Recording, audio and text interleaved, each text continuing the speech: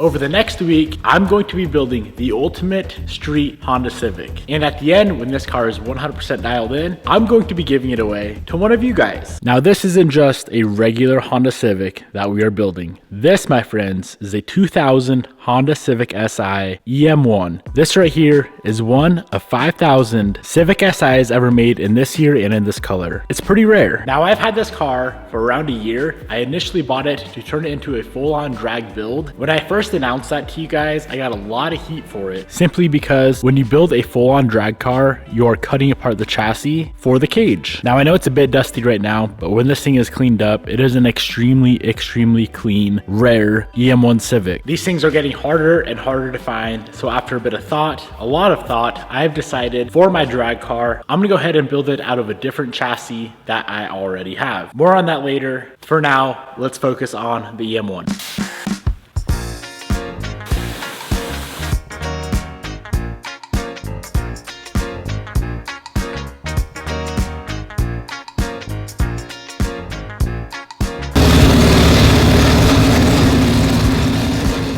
Now, as it sits, this car is absolutely insane. She currently has a high comp K24 fully built on nitrous, no supercharger, no turbo, nitrous only. The car is also ethanol only, so you can't run pump gas in it. Needless to say, this thing is not a daily driver whatsoever. And if I'm gonna give this car away and it's gonna go home to one of you guys, it needs to be a good, perfect street Civic. With that being said, the first thing that we're gonna do is go ahead and do a good old fashioned motor swap. So this engine's coming out. I will be doing a slightly built K24, and instead of a high comp nitrous setup, it'll be a turbo build. It'll be faster, more reliable, sound better, look nicer. We're going to be able to run a hood. The setup that is currently in the EM1 is not ideal for 99.9% of people. If you're like me and you like nitrous stuff, it's really cool. But I'm confident whoever takes this car home would much rather prefer a turbo build. So let's go ahead, get this thing up in the air, drain all the fluids, and yank out the current setup that's in the car.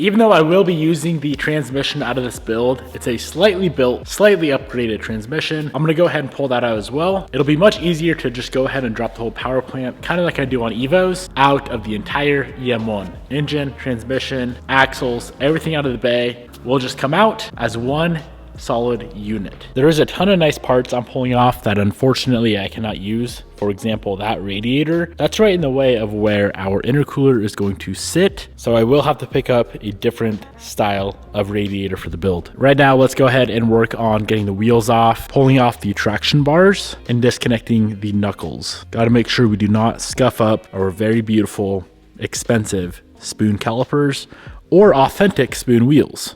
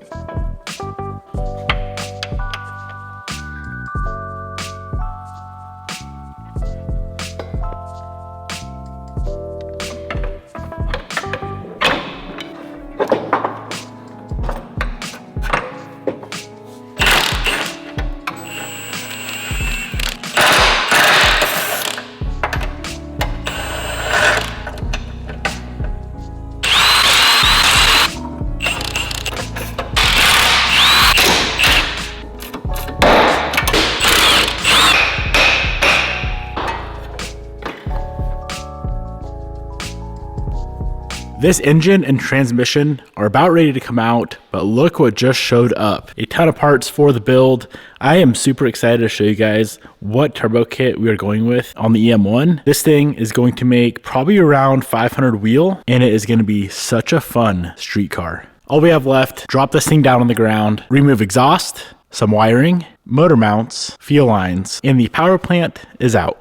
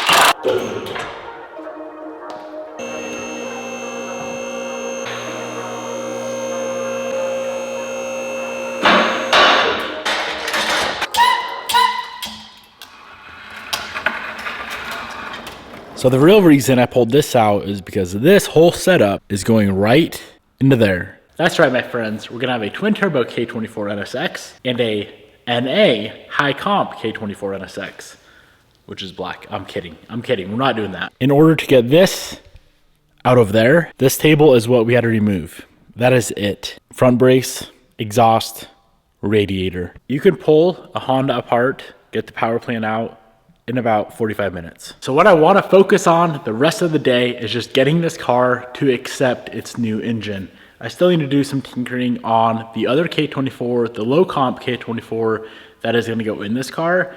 And if you don't know much about compression and how that relates to forced induction, adding boost to a very, very high compression engine doesn't work all that well. We're better off installing an engine with a much lower compression ratio and adding boost to that. So let's go ahead and get the car ready to go for the new engine to go in. We got to pull off the lean motor mounts. I won't be using those. Very, very, very uncomfortable to drive on. And with the new setup, the lean mounts will not work. That red subframe, whoever did that, you should be ashamed of yourself. That is very ugly. The wiring harness is going to get removed. We're going to a new wiring harness and maybe a few other little things as well.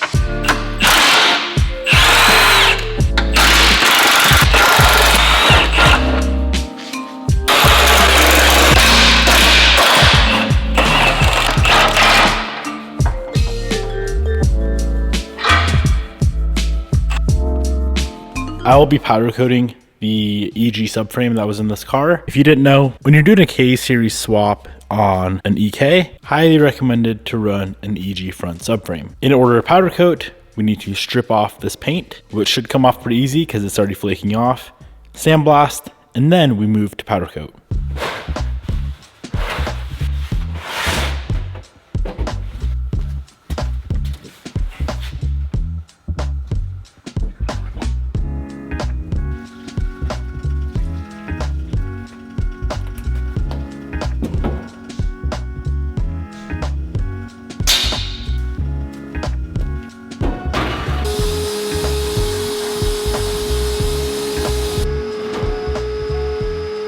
So I got the subframe completely stripped down and sandblasted. Now we're gonna go ahead and powder coat it using the best color for OEM finishes, in my opinion, blackjack from none other than prismatic powders. So the blackjack will bake at 375 degrees for 15 minutes. So let's go ahead, get this thing sprayed out, get it in the oven, get it fully baked, and we can get it reinstalled on the car.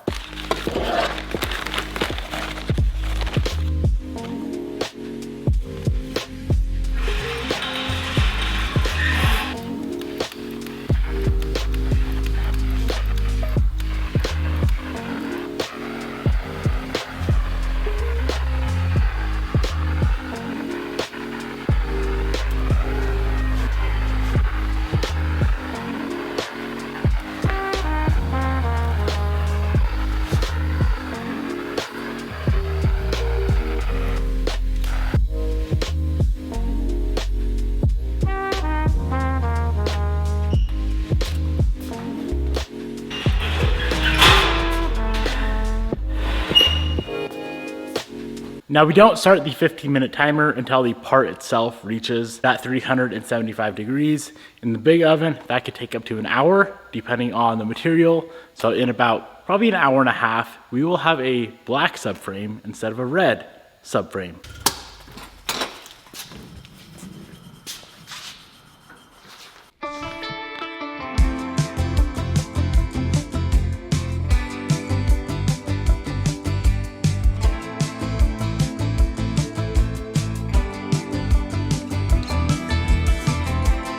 No words need to be said, but I'll tell you anyway, this thing turned out absolutely phenomenal. That was the one thing that really bugged me with this car all the time. You can very clearly see the subframes on these cars, and having this thing bright red pissed me off. It was so ugly. If you're into powder coating or you want to get into powder coating, be sure to check out Prismatic Powders. They have thousands and thousands of different colors available. My favorite for black OEM type of finishes is of course blackjack, which I'll go ahead and link down below. Let's get this thing back in the car and see how it looks.